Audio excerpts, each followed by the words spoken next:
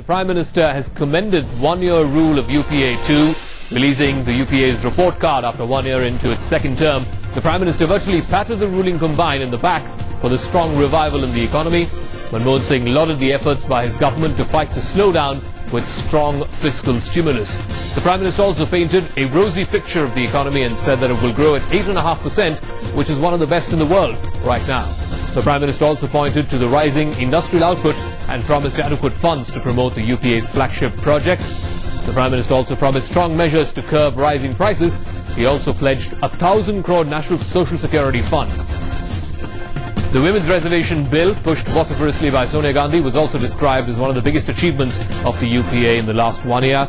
The PM also touched upon the growing menace of NAXALism and promised a two-pronged approach to tackle the Red Rebels. Let's try and get further details on this from our political editor, Javed Ansari, who now joins us from our newsroom. Javed, just bring us up to speed at a time when the government is being accused by many non-partisan political thinkers as well that it's showing drift, there's signs of complacency. It seems that the Prime Minister and Sonia Gandhi beg to differ. They're in fact patting themselves on the back for a good year in office. Well, the Prime Minister, yes, they certainly did that. The Prime Minister has lauded the achievements of his government. He's highlighted the growth rate, 8.5% growth rate of the economy. He says this is one of the best in the world, given the environment around the world, the economic downslide across the world. Of course, he's referred to the price rise. He says it requires strong action.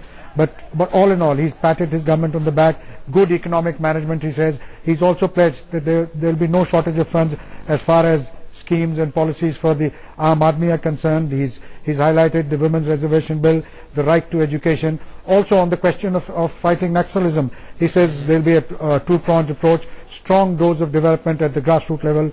At the same time, every effort will and strong action to ensure that the writ of the state is not challenged and it's allowed to run. So in all, the Prime Minister giving his team good marks and patting them on the back. Yes. Well, it'll definitely be more than 6 out of 10, which he gave when the UPA completed its first year in its first term. But it seems like the Prime Minister is more than impressed in that in UPA2's second term. All right, Javed Ansari, for the moment, thanks very much for joining us with your inputs and perspective on that story.